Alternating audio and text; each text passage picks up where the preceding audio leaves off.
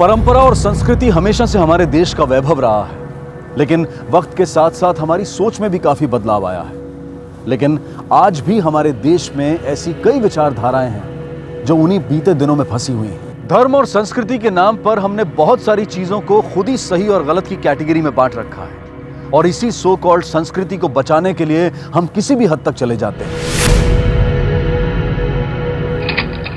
मां बनने के अनुभव की तुलना किसी और से नहीं की जा सकती है। एक नई जिंदगी को जन्म देने से बड़ा और कोई सुख नहीं हो सकता है। बच्चे के कोख में आते ही उसकी परवरिश शुरू हो जाती है और फिर उसके जन्म की खुशी से हमारा घर रोशन हो जाता है। लेकिन खुशी के इतने कारणों के बावजूद बच्चों के साथ हो रहे हादसों और जुर्म की कहानियां हम रोज सुनते हैं, और कुछ जुर्म तो ऐसे होते हैं जिसे सुनकर हमारी रूह कांप जाए। और इसी की वजह से समाज में अव्यवस्था और जुर्म भी बढ़ रहे हैं, और ये जुर्म बड़े बुजुर्गों से लेकर बच्चों तक पर हो रहे हैं। हमारी आज की कहानी एक ऐसे ही क्रूर जुर्म की कहानी है।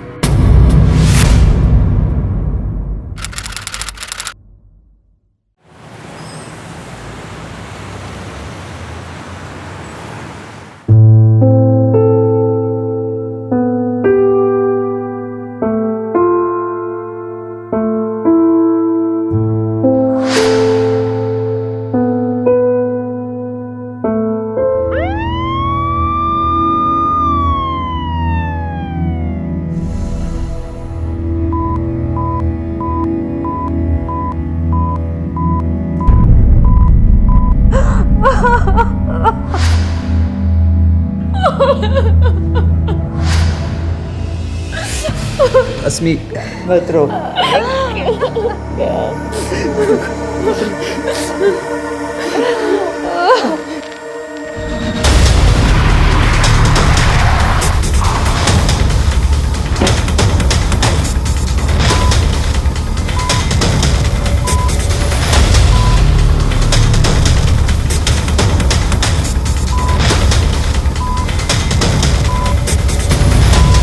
मिसेस शशांक, बच्चे को सबसे पहले किसने देखा? सर मैं फैक्ट्री में था और पता नहीं ये सब कैसे।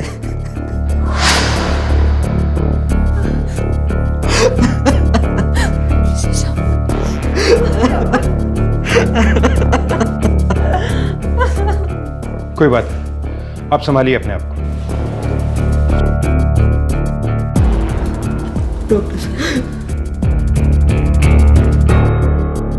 बच्चे की हालत बहुत नाजुक है। उसका निजी अंग लिंक काटा गया है।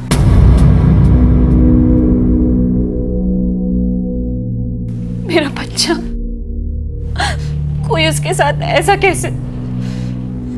डॉक्टर साहब वो ठीक तो हो जाएगा ना?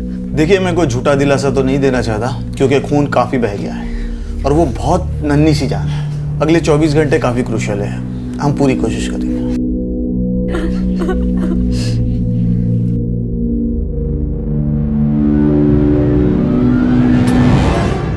बंधीकरण यानी कि कैस्ट्रेशन जैसी क्रूर घटना, और वो भी एक नन्ही सी जान के साथ, सुनकर ही रूह कांप जाए।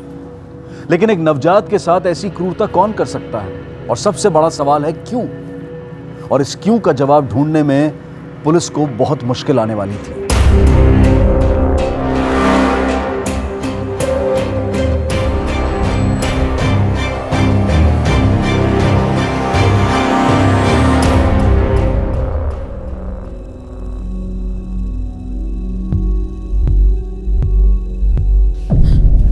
मुझे मेरे बच्चे से मिलना है। अभी उसकी कंडीशन बहुत क्रिटिकल है, आप धीरज रखिए।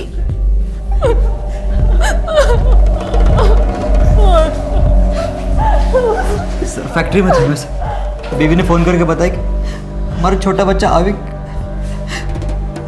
सर इतने छोटे बच्चे के साथ ऐसा कोई कैसे कर सकता है सर? हम भी वही पता लगाने की कोशिश कर रहे हैं। इन्वेस्टिगेशन शुरू कर दी है, जल्दी कोई लीड मिलेगी। आप अपने परिवार का ख्याल रखिए। मेडिकल से ये दवाई ले आइए तुरंत। जी सर।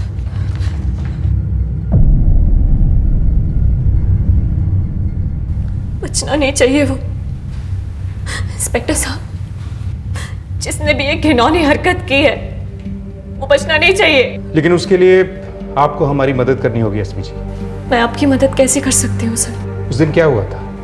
आप दोनों, मतलब आप और आपकी सास के घर में होते हुए भी कोई अनजान शख्स घर के अंदर कैसे आया? बहुत रातों से सो नहीं पाई थी सर। अभी का ध्यान रखते रखते इसलिए छुट्टी लेकर घर पर ही थी। और जब अभी सो गया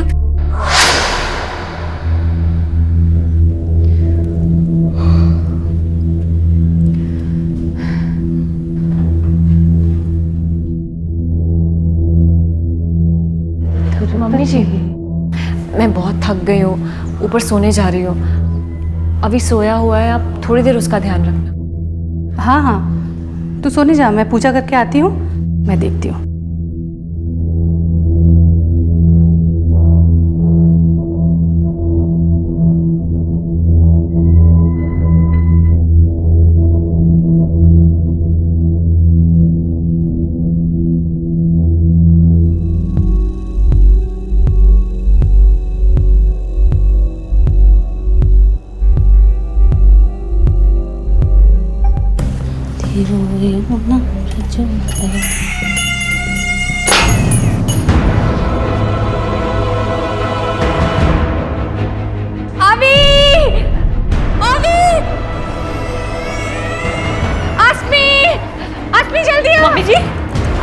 मम्मी जी जल्दी आ बेटा, ये अभी को क्या हो गया?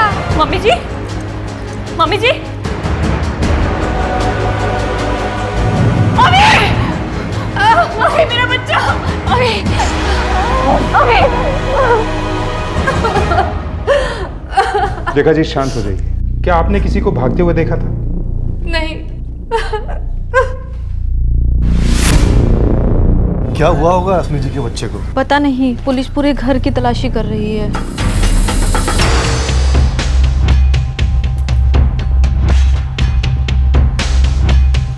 रश्मि, इसे फॉरेंसिक के लिए भेजो।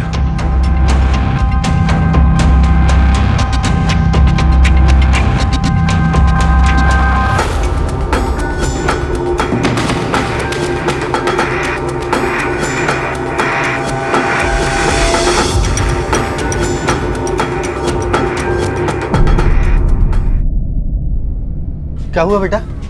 पता नहीं पापा, पुलिस आई हुई है।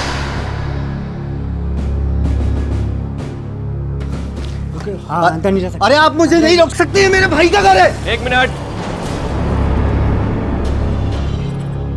क्या प्रॉब्लम है आपको? ये मेरे भाई का घर है।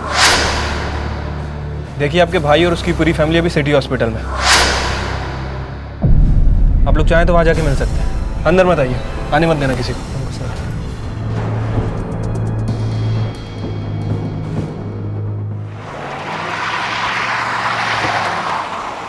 सर, कैंची का इस्तेमाल किया गया था, घर में ही मिली थी। सर, मैंने फॉरेंसिक टेस्ट के लिए भेज दी है। ऐसा कौन कर सकता है? सर, जिसने भी किया बड़ी आसानी से घर में घुसा और ये कांड करके चला गया। इसके पीछे कोई साधारण कारण तो हो नहीं सकता, क्योंकि बच्चे को जान से मारने की कोशिश नहीं की गई। सिर्फ उसे बधिया बनाने के उद्देश्य से उसके निजी अंग पे वार किया गया। इसके पीछे जरूर कोई पागल मनोवैज्ञानिक कारण जुड़ा होगा। हो सकता है सर। एक रूपरेखा तैयार करो, कौन ऐसा जुर्म कर सकता है? क्या किसी को बेटा पैदा होने से तकलीफ थी, या फिर लड़के को अपने लिए कोई खतरा समझता हो?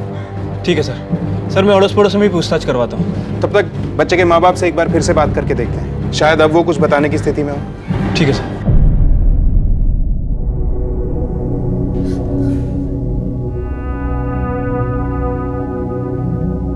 आसमी, तुम घर जाके फ्रेश हुआ। हम सब हैं ना यहाँ पर। पता नहीं हमारे बच्चे के साथ कोई ऐसा कैसे कर सकता है। और वो किन्नर भी तो हो सकते हैं जो हमारे अभी के जन्म के बाद आए थे।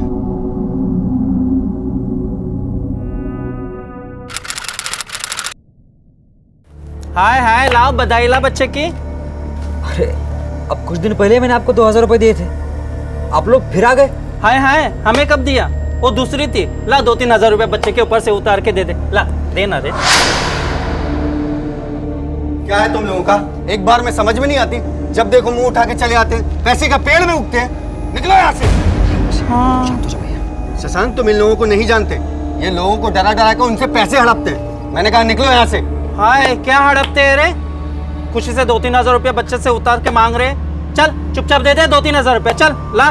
धमकी? धमकी किसको दे रहा हो? निकलो यहाँ से। गलत लोगों से पंगा ले रहा है तू, पछताएगा, एक दिन पछताएगा। श्राप लगेगा तुझे, तेरे बच्चे को, देखना। श्राप लगेगा? क्या श्राप लगेगा? भैया चुप हो जाओ तुम प्लीज। ये लीजिए, ये पैसे लीजिए और चल चल, नहीं चाहिए तेरे पैसे मुझे। चल, भिखारी समझ के रखा है क्या? पछताएगा, एक दिन पछताएंगे तुम लोग, देखना। सर वो उस दिन बहुत बददुआ देकर गई थी, वो कुछ भी कर सकती थी। उसके बारे में तो पता चल ही जाएगा, लेकिन वो घर के अंदर कैसे घुसी, जो अंदर से बंद था, और कोई रास्ता भी नहीं है घर में आने का। ये घर की चाबी किसी और के पास भी होती है क्या? हाँ, एक चाबी मेरे घर पर है, लेकिन सिर्फ उस दिन मेरे बच्चे घर पर थे। मैं और हर्षनी तो ऑफिस गए हुए थे। आपके बच्चों की उम्र क्या है? मेरा बेटा मानव 13 साल का है और पिंकी 6 साल की। अब आप ये मत सोचने लगे कि ये काम मेरे बच्चों ने किया होगा। आप कुछ जल्दी ही अग्रेसिव नहीं हो जाते? बच्चों से पूछताछ तो करनी होगी।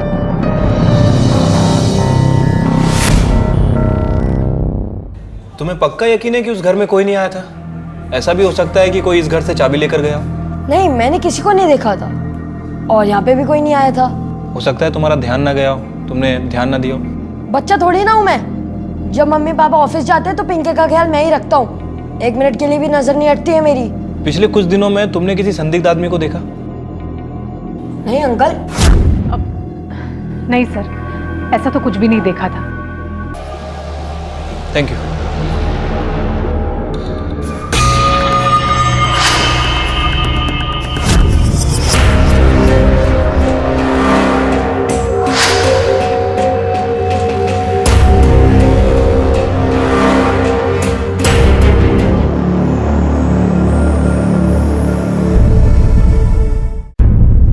सर, अड़ोस पड़ोस में तो सब कुछ नॉर्मल ही लग रहा है। किसी के पास ऐसा कुछ करने की कोई ठोस वजह नहीं रख रही है। परिवार में बेटा होने की वजह से भी कोई जलन वाला मामला नहीं लग रहा है। काफी इज्जत है शशांक की कॉलोनी में। और उसका भतीजा मानव?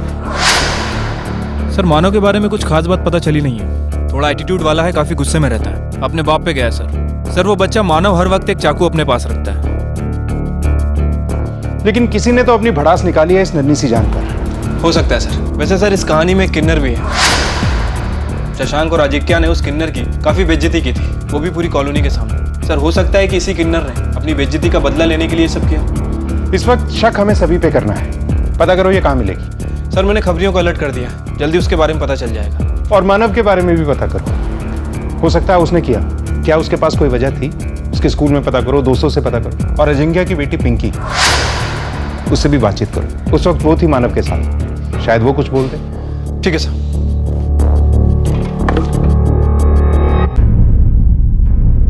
बेटा, घबराने की कोई जरूरत नहीं है। अगर आपको कुछ पता है तो आप हमें बता सकते हो। बेटा, अंकल जो पूछ रहे हैं वो बोलो।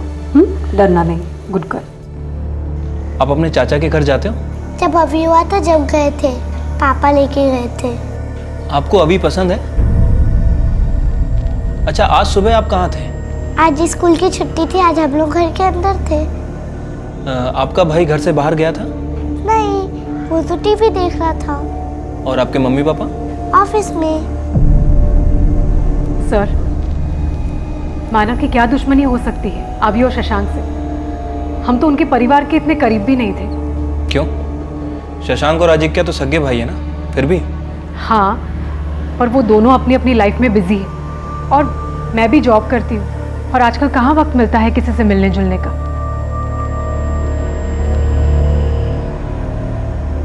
कुछ खा लो, ले लो, खा लो।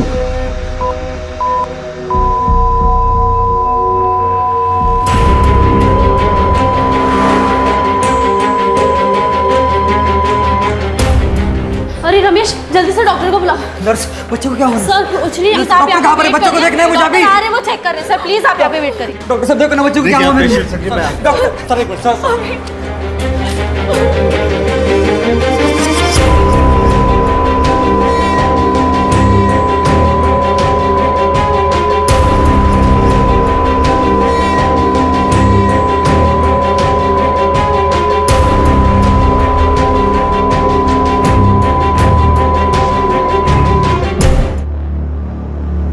ला दे राजा, कुछ दे दे। छुट्टा नहीं है मेरे पास, अब जा। अरे राजा, भला होगा तेरा। चिकने दे दे, दुआ देंगी मैं तुझे। नहीं तो आगे चल के तेरा एक्सीडेंट हो गया तो। ठीक है चलो। ला दे। हाय हाय, भगवान अच्छा रखे, खुश रखे तुझे। सलाम साहब। क्या नाम है तेरा? लक्ष्मी। बहुत बद्दुआएं दे रही लोगों को, क्या बात है? अरे कहाँ साहब, लोग या तो श्रद्धा से पैसे देते या तो डर के। कुछ दिन पहले यही बोलकर आई थी ना एक कॉलोनी में बच्चे के बाप को, जब उसने पैसे देने के लिए मना कर दिया था। याद आया? याद दिलाऊं? गलत लोगों से पंगा ले रहा है तू, पछताएगा, एक दिन पछताएगा। शाप लगेगा तुझे, तेरे बच्चे को, देखना। अरे साहब, उसका भाई बहुत गुस्सा कर रहा था, गाली गलौज कर रहा था। हमारा भी कुछ आत्मसम्मान है कि नहीं? पैसे दे रहा था हमको, लेकिन नहीं, हम पैसे लिए बगैर वहाँ से चले गए हम लोग। चली तो गई, लेकिन गुस्सा तो होगा ना तेरे दिल में। बदला लेने की कोशिश तो की होगी ना तूने? अरे साहब, ऐसे ही हम बदला लेने लगे, राह चलते पता नहीं कितने लोगों को मारना पड़े हमको। ये तो हमारा रोज का काम है। वो किस्सा तो मुझे याद भी नहीं था। और जाओ, गुनहगार को पकड़ो, और कुछ मदद लगे तो मैं हूँ यहाँ, मुझे बुला लो। चलो, जय हिंद।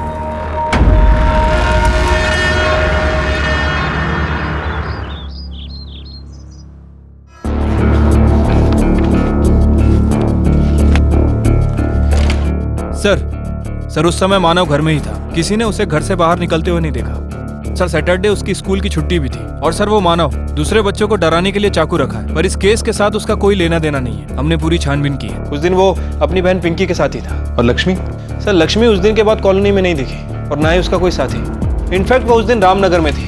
रामनगर में किसी के घर पे कोई बच्चा हुआ था। सर, उस दिन के बाद शशांक की कॉलोनी में किसी भी संदिग्ध व्यक्ति को नहीं देखा गया। क्या हो सर? शशांक की फैमिली हिस्ट्री में एक बड़ी अजीब चीज पता चली है। ये देखो,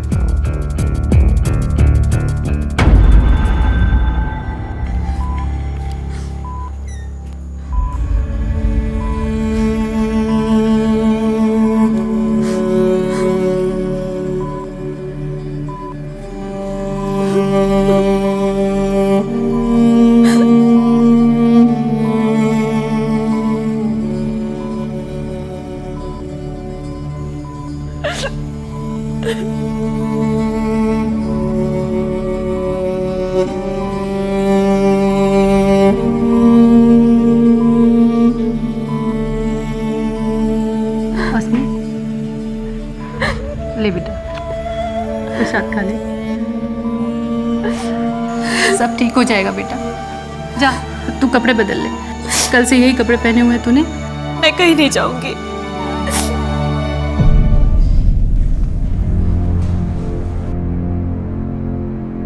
इंस्पेक्टर साहब, अस्मी कहाँ है? जी अंदर। बुलाइए, हमें उनसे कुछ बात करनी। सर, आप मुझसे पूछना, क्या बात है सर? देखिए, बेहतर होगा हम उन्हीं से बात कर लें। आप बुलाइए उन्हें। नर्स, अस्मी जी को बुलाइए। जी।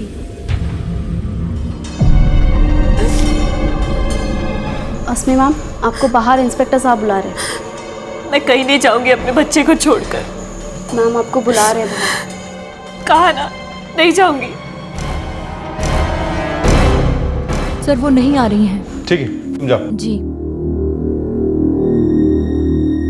सर, आपको जो भी पूछना है मुझसे पूछिए।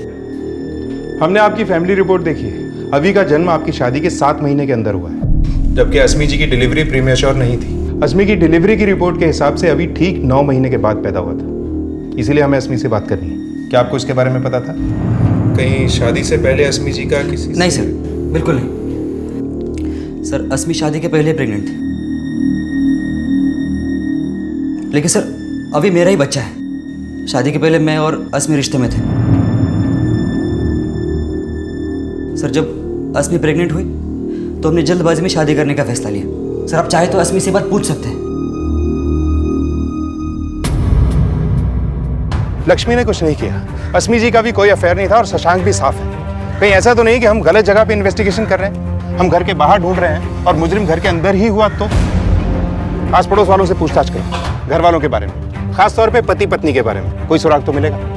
Okay sir. पारिवारिक रिश्ते जो एक नजर में तो बिल्कुल सटीक दिखाई पड़ते हैं, लेकिन कभी कभी हम उनके पीछे छुपी भावनाओं को समझ नहीं पाते हैं। और अक्सर यही भावनाएं हमारे अंदर अपना घर बना लेती हैं। शशांक के घर के बाहर के सभी लोग अब शक के दायरे से बाहर थे, क्योंकि पुलिस को किसी के भी पास जुर्म का कोई ठोस कारण नहीं मिला था। इसलिए अब घर वाले शक के दायरे में थे। लेकिन घर का कोई बंधियाकरण यानी कि कैस्ट्रेशन जैसा क्रूर काम क्यों करेगा? आस पड़ोस के लोगों से तो यही पता चल रहा था कि शशांक का परिवार एक हंसता खेलता परिवार है और पति पत्नी भी बच्चे से बेहद प्यार करते हैं। लेकिन तभी पुलिस के सामने एक और नजरिया आया। सर, वैसे तो उन दोनों के बीच में कोई प्रॉब्लम नहीं था। इसके अलावा और कुछ? कभी बताया उसने अपनी शादी के बारे में? कुछ खास नहीं सर, बस उसे थोड़ा पैसे का प्रॉब्लम था। उसने शादी भी जल्दी कर ली थी और बच्चा भी। हर महीने किसी न किसी से वो उधार मांगता रहता था। पिछले हफ्ते मेरे से 10,000 रुपये लिए हैं। काफ़ी स्ट्रेस में था वो।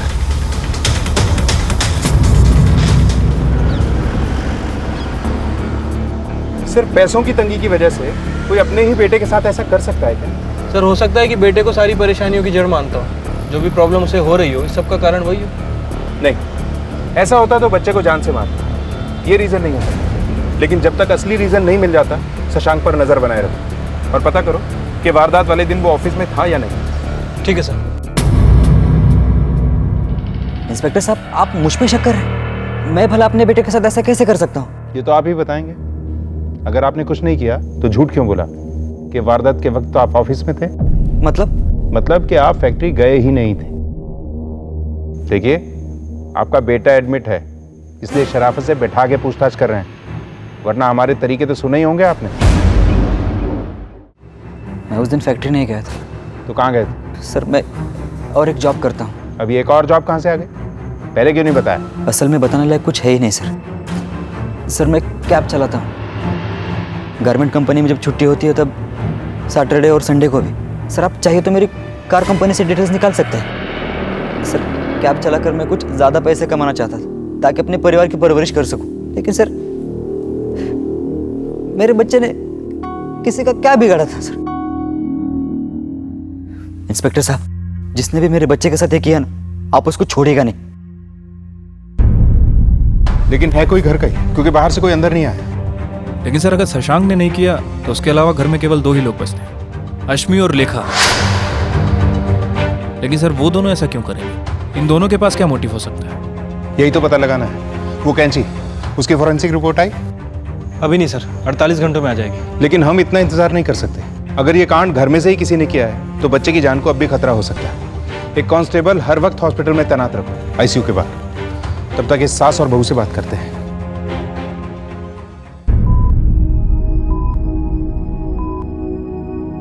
देखना, कोई इतनी नन्ही सी जान के साथ ऐसे कैसे कर सकता है?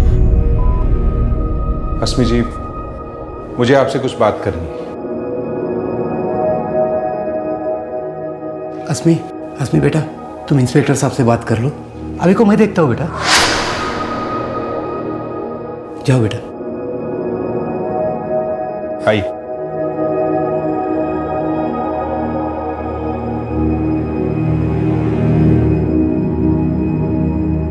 अस्मी जी, हमारी इन्वेस्टिगेशन एक अजीब से मोड़ पर आकर फंस गई। इसलिए मैं आपसे पूछना चाहता हूँ, आपको क्या लगता है इस सब में आपके पतिदेव या सासू माँ का हाथ हो सकता है? ये क्या कह रहे हैं सर आप? ऐसा कैसे हो सकता है? देखिए, हमने सभी संदिग्धों को टटोल कर देख लिया है, कुछ भी नहीं मिला। इस सब में किसी घर वाले का ही हाथ है, क्योंकि किसी बाहर वाले की घर के अंदर तक पहुंच नहीं हो सकती। सर शशांक ये सब करने के बारे में सोच भी नहीं सकता। और मम्मी जी? साहब, मेरा बेटा और बहू तो जान छिड़कते हैं अभी पर। वो दोनों ऐसा कुछ नहीं कर सकते साहब। लेखा जी, ठीक से याद करके बताइए। हो सकता है कि आप हमारी कुछ मदद कर सकती हैं। अवी के जन्म के बाद आपके बेटे और बहू में कुछ बदलाव आया? सर वो मम्मी जी अवी के जन्म से पहले बहुत खुश थी। शशांक के ना होने पर हमेशा पास में रहती थी। मेरा अवी का बहुत ध्यान रखती थी।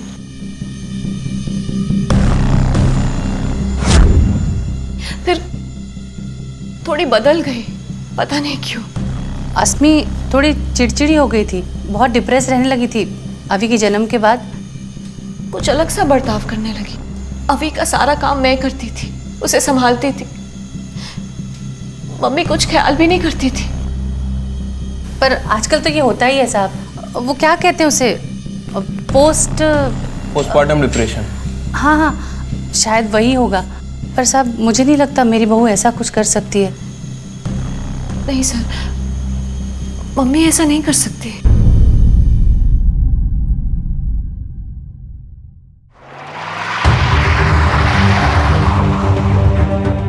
सर अश्मी और लेखा, इन दोनों में से कोई भी शशांक के ऊपर उंगली नहीं उठा रहा है। लेकिन कोई प्रॉब्लम तो है, क्योंकि दोनों में से कोई भी एक दूसरे के प्रति शक जाहिर नहीं कर रहा है। सर ऐसा भी हो सकता है कि बेटे और पति के प्यार में आकर ये दोनों शशांक के ऊपर आंख बंद करके भरोसा कर रहे हैं। सर। ठीक है, जाओ। शशांक सच बोल रहा था। वारदात के वक्त वो कैब चला रहा था, तब ये अस्मी ने उसे फोन भी किया था। अब देखते हैं कि ये शशांक साहब किससे ज्यादा प्यार करते हैं और क्यों।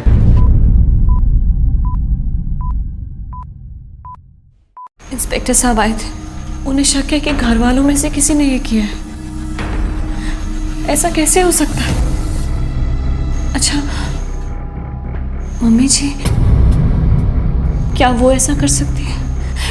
तुम्हें याद है मैंने बताया था कि वो कुछ बदल सी गई है। अच्छा, वो भी तुम्हारे बारे में कुछ ऐसी बातें कर रही थी। जब से अभी पैदा हो तुम कुछ बहक सी गई हो। अस्मी, अगर माँ की ये बात मैं मान नहीं सकता तो तुम मेरी माँ के बारे में ऐसे कैसे बात कर सकती हो? वो मुझे दोष दे रही थी। और तुम भी तो मुझे दोष दे रही हो। तुम मुझ पर इल्जाम कैसे लगा सकती हो बहू? मम्मी जी, आप सच में बदल गई है। पहले तो बहुत ध्यान रखती थी हमारा, अब आपको प्रॉब्लम है ना हमसे, तभी ऐसे बर्ताव कर रही है हमारे साथ। हाँ? एक मिनट, क्या लगा रखा ये? हॉस्पिटल है, तमीज से रहिए। डॉक्टर साहब, अभी कैसा है? अस्मी जी, जब तक वो यूरिनेट नहीं करता हम कुछ नहीं कर सकते। उसकी ज़िंदगी अब भी खतरे में है। हालांकि उसकी सेहत पहले से काफ़ी बेहतर है, पर हमें कंप्लीट रिकवरी के लिए वेट करना होगा। आपको क्या लगता है दोनों में से कौन हो सकता है? सर, आप प्लीज़ मुझे और मेरे फैमिली को बख्श दीजिए। सर, वो टेंशन में आकर एक दूसरे पे इल्ज़ाम लगा रही है। देखिए, मैं जानता हूं कि इन दोनों के अलावा और कोई नहीं हो सकता है। और सर, मैं ये भी जानता हूँ कि इन दोनों में से किसी ने भी नहीं किया है। सर, एक तरफ मेरे बच्चे की माँ है और सर दूसरी तरफ मेरी अपनी माँ है। सर, वो दोनों ऐसे सोच भी नहीं सकते। दो ही संदिग्ध बचे थे और सर दोनों के ऊपर आरोप लगाने के लिए हमारे पास जुर्म की कोई सॉलिड वजह नहीं है। ऐसा कुछ भी करने के लिए वजह काफी स्ट्रांग होनी चाहिए। क्या वजह हो सकती है? हमने जो साइकोलॉजिकल रूपरेखा तैयार करवाई थी उसकी रिपोर्ट मंगवाओ। तब तक इस अजिंक्य और हर्षिनी से दोबारा बातचीत करते हैं। ठीक है सर। ये क्या बोल रहे हैं आप? मम्मी और अश्मी? देखिए, हमारा यकीन कीजिए, घर के अंदर से इन दोनों के अलावा और कोई हो ही नहीं सकता। अच्छा, एक बात बताइए, क्या आप दोनों ने इन लोगों में कभी कोई अजीब बात नोटिस की थी? सर, कुछ ज़्यादा तो नहीं, लेकिन आसमी कभी कभी कहती थी कि मम्मी जी आजकल थोड़ी अलग सी हो गई है। मैंने कुछ ज़्यादा ध्यान नहीं दिया क्योंकि हमारे घर में इतने प्रॉब्लम्स हैं, दूसरों की परेशानियां कहाँ देखेंगे। जिन दूसरों की बातें आप कर रही हैं वो आपके घर वाले हैं। शादी शशांक की हुई थी, शिफ्ट उसे होना चाहिए था, लेकिन हो गए आप लोग। ऐसा क्यों? सर, वो मम्मी जी ने घर थोड़ा धार्मिक बना के रखा था और इनको कभी कभी नॉनवेज खाने का और शराब पीने का शौक है। हमें पता था कि मम्मी जी को ये सब बिल्कुल पसंद नहीं आएगा, इसलिए वो कुछ बोले इससे पहले ही हम लोग अलग हो गए। जैसे ही शशांक की शादी हुई हमें बहाना मिल गया, क्योंकि मैं ये सब करता था। अगर मम्मी को पता चलता तो उनके धार्मिक घर में दाग लग जाता। और वैसे भी इसमें गलत क्या है? आखिरकार संदिग्धों की गिनती 2 तक आ पहुंची, लेकिन उनके खिलाफ कोई भी ठोस सबूत नहीं थे। बच्चे की हेल्थ में अब सुधार हो रहा था और अब वो खतरे से बाहर था। लेकिन इस एक हादसे ने जैसे परिवार को तोड़ कर रख दिया था। एक हंसता खेलता परिवार ऐसे घिनौने अपराध का शिकार बना कि उनकी जिंदगी एक अलग ही मोड़ पर चली गई। अब आपका बच्चा बिल्कुल ठीक है, आप इसे घर ले जा सकते हैं। Thank you doctor.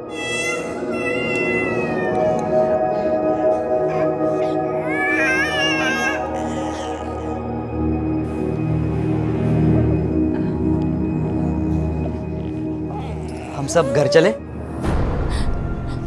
नहीं, मैं उस घर नहीं जा सकती। मम्मी जी है वहां पर। जब तक मम्मी जी है उस घर में, मेरा अभी सेफ नहीं है। मैं नहीं जा सकती। मैं अपने मम्मी पापा के साथ जा रही हूँ। अस्मी, तुम क्या बात कर रही हो? मम्मी जी को अजिंक्य भैया के साथ भेजेंगे तभी मैं आऊंगी। अस्मी, मम्मी हमारे साथ रहेगी। तुम्हारा दिमाग खराब हो गया? आप मम्मी के ऊपर शक कर रहे हैं? अभी उनका पोता है। नहीं, मैं नहीं रह सकती उस घर में। मैं जा रही हूँ, मैं अपने मम्मी पापा के साथ जा रही हूँ। सॉरी। अस्मी, तुम मेरे बच्चे के साथ ऐसा नहीं कर सकते। अस्मी, शशांक बेटा, ये जगह इन सब बातों के लिए ठीक नहीं है, जाने दो उसे, सब ठीक हो जाएगा धीरे धीरे। चल हम सब घर चलते हैं, सब ठीक हो जाएगा बेटा। वाह,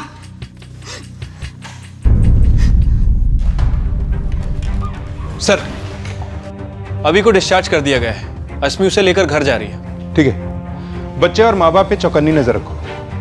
लेकिन अचानक अस्मी को अपनी सास पे इतना गहरा शक कैसे हो? नजर रखो उसमें।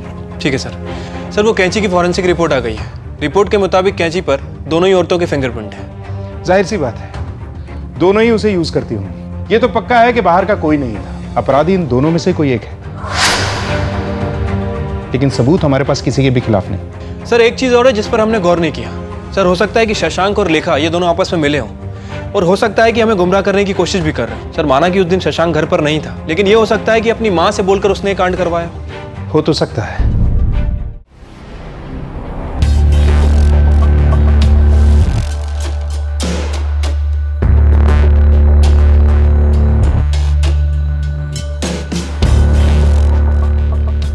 शशांक, चाय ठंडी हो रही है बेटा, तुझे फैक्ट्री नहीं जाना?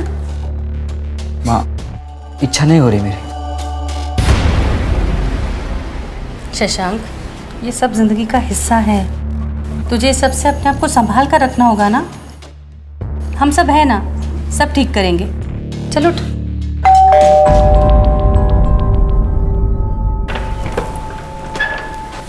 Inspector sir. अभी कैसा है? सर अभी अब ठीक है, मैं उन्हें जल्द से जल्द घर ले आऊँगा। बस वो ज़रा सी डरी हुई सी है। मुझे तो चिंता इस बात की है साहब कि अभी उस पागल औरत के पास है। मैं तो शशांक से कह रही हूँ कि अभी को ले आए और भूल जाए उस औरत को। माँ बस करो अब, कितनी बार बता चुका हूँ कि अस्मी अपने बच्चे पे एक आंच तक नहीं आने देगी। पता नहीं शशांक तुम्हारी आंखें कब खुलेंगी। शशांक जी, हम आपका डीएनए टेस्ट करवाना चाहते हैं। आई होप आपको कोई आपत्ति नहीं हो। अस्मी शादी से पहले ही प्रेग्नेंट हो गई थी, इसलिए इस बात की पुष्टि कराना बहुत जरूरी है कि ये बच्चा आपका है। सर आपको अभी भी लगता है कि अस्मी का कोई अफेयर था और उसी के चलते मैंने बच्चे पे हमला किया? सर आप ये बात तो खुद चेक कर चुके हैं कि उस दिन मैं कहां पर था। ऐसा भी तो हो सकता है कि आपने किसी और की मदद ली हो ये करने में। सर आप डीएनए टेस्ट करवाइए। गुड, मैं आज ही हॉस्पिटल से किसी को भिजवा देता हूँ। सर आप अपना टाइम बर्बाद कर रहे हैं। अरे मेरे अभी को बचाइए उस औरत से, वहां उसकी जान को खतरा है। देखा जी, हमें क्या करना है वो हमें पता है। मैं भिजवाता हूँ आज ही हॉस्पिटल से। सर शशांक तो बड़ी आसानी से डीएनए टेस्ट के लिए मान गया। मतलब वो मकसद नहीं है, फिर कौन हो सकता है? सर लेखा जी को पूरा भरोसा है कि यह काम उसकी बहू ने किया है। आज तक कभी उसे ऊंची आवाज में बात करते हुए नहीं देखा। आज पहली बार वो यही कह रही थी कि यह काम उसकी बहू ने किया है। सर हो सकता है कि बच्चे की चिंता में काफी टेंशन में। शायद अस्मी के मायके जाके चेक करते हैं। ठीक है सर।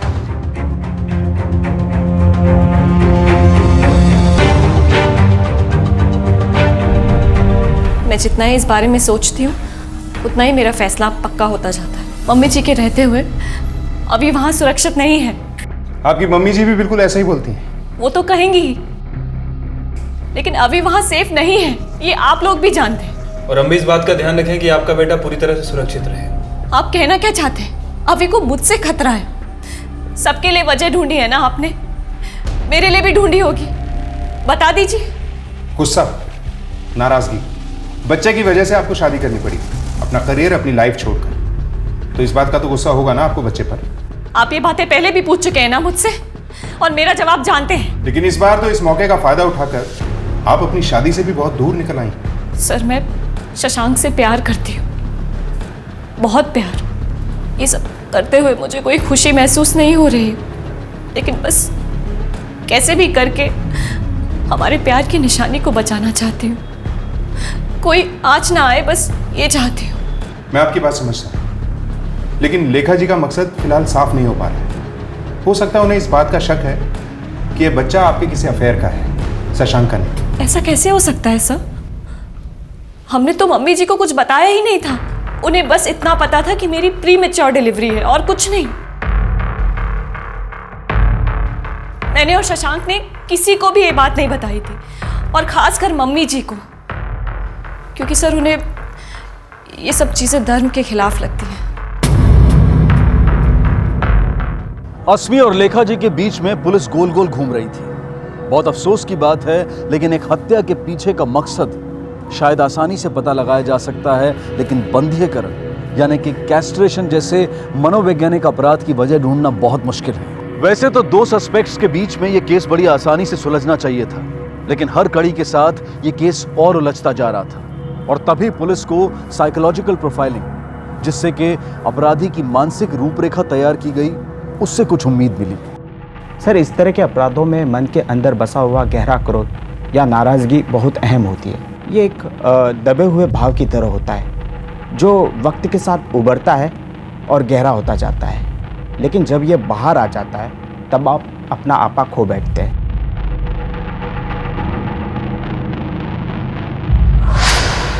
सर, लेखा जी को पूरा भरोसा है कि यह काम उसकी बहू ने किया है। आज तक कभी उसे ऊंची आवाज़ में बात करते हुए नहीं देखा। आज पहली बार वो यही कह रही थी कि यह काम उसकी बहू ने किया है। सर, हो सकता है कि बच्चे की चिंता में काफ़ी टेंशन में। अस्मी जी, आपको बाहर इंस्पेक्टर साहब बुला रहे। मैं कहीं नहीं जाऊंगी अपने बच्चे को छोड़कर।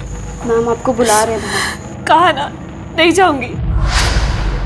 सर, वो मम्मी जी अभी के जन्म से पहले बहुत खुश थी, पर कुछ दिनों बाद कुछ अलग सा बर्ताव करने लगी। ये सब मम्मी जी की वजह से हुआ है। अरे अभी होने के बाद तो ये उससे चिड़चिड़ करने लगी थी। मैं चिड़चिड़ करती थी कि आप कर रही थी? मैं तो शशांक से कह रही हूँ कि अभी को ले आए और भूल जाए उस औरत को।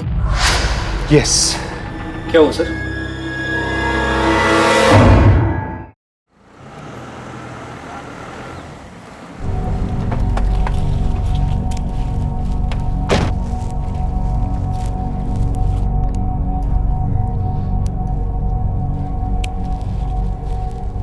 लेखा जी, नमस्कार।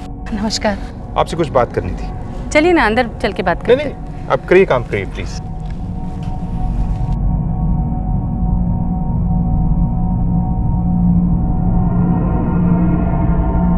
खराब पत्ते काट रही हैं आप शायद।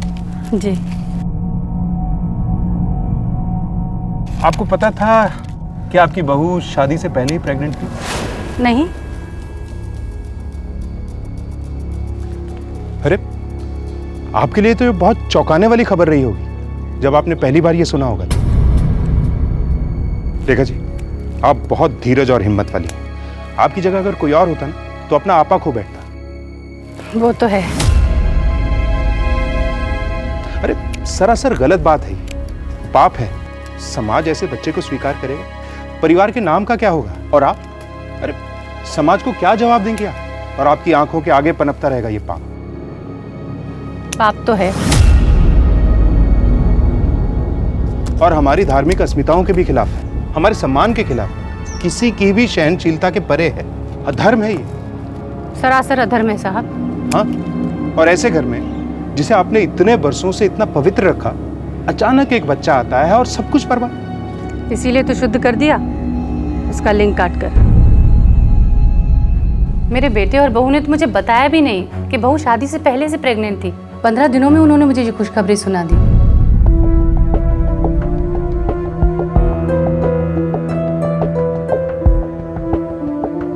अरे क्या हुआ? क्या बात है? कुछ बोलोगे भी?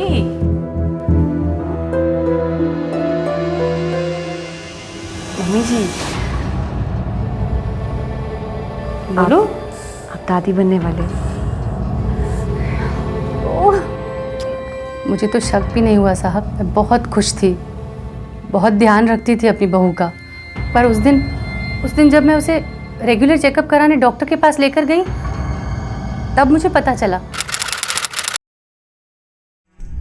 डॉक्टर, बहू और बच्चा सब ठीक तो है ना? हाँ, बिल्कुल ठीक है। ये देखिए उनकी रिपोर्ट।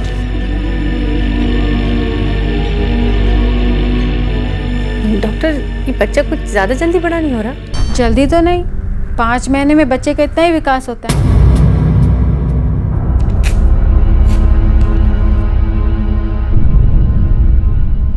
ये लीजिए, सेकेंड ट्राइमेस्टर में ये गोली लेना बहुत ज़रूरी है। गलती से भी मत भूलना और अपनी सेहत का ज़्यादा अच्छा ख्याल रखिएगा। उन्हें लगा कि मुझ जैसी अनाड़ी को कुछ समझ नहीं आएगा। मैंने बहुत सोचा, मैं सब समझ चुकी थी। वो बच्चा एक कलंक था मेरी बहू पर और मेरे परिवार पर। उसके साथ तो यही होना था। उस दिन जब अस्मी उसे सुलाकर सोने गई,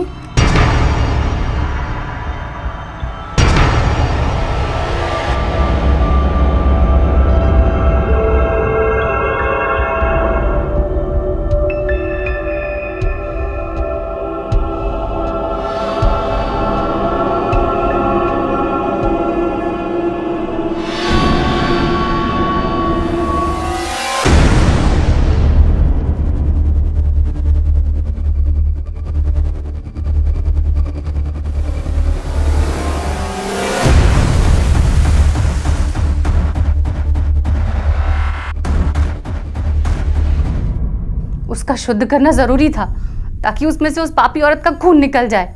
और तुम्हारा बेटा, ये बच्चा उसका भी तो था। तो संयम रखना औरत की जिम्मेदारी है और शादी से पहले शारीरिक संबंध रखना हमारे धर्मशास्त्रों के खिलाफ है। लेकिन उसके बाद इन दोनों ने शादी की। आप नहीं समझोगे इंस्पेक्टर, पाप तो पाप ही होता है ना। धर्म और शास्त्र की इस अजीब व्याख्या का हर्जाना एक नन्ही सी जान को भुगतना पड़ा। और बड़े दुख की बात है कि एक औरत होकर भी लेखा जी अस्मी के बारे में ऐसे ख्याल रखती थी। और उससे भी ज्यादा दुख की बात यह है कि उन्हें अपने पोते से जरा भी लगाव नहीं था। उस बच्चे की गलती सिर्फ इतनी सी थी कि वो उनकी मर्यादा के दायरे के अंदर पैदा नहीं हुआ था। लेकिन ये दायरे बनाने का हक हमें देता कौन है? और इन सब बातों में उस नन्ही सी जान अभी का क्या दोष था? दादी और पोते के अटूट रिश्ते पर यह किस्सा हमेशा के लिए एक काला अध्याय बनकर रहेगा। अस्मी, मुझे माफ कर दो। मुझे नहीं पता था कि मेरी माँ इस इट्स ओके शशांक, इसमें तुम्हारी गलती नहीं थी।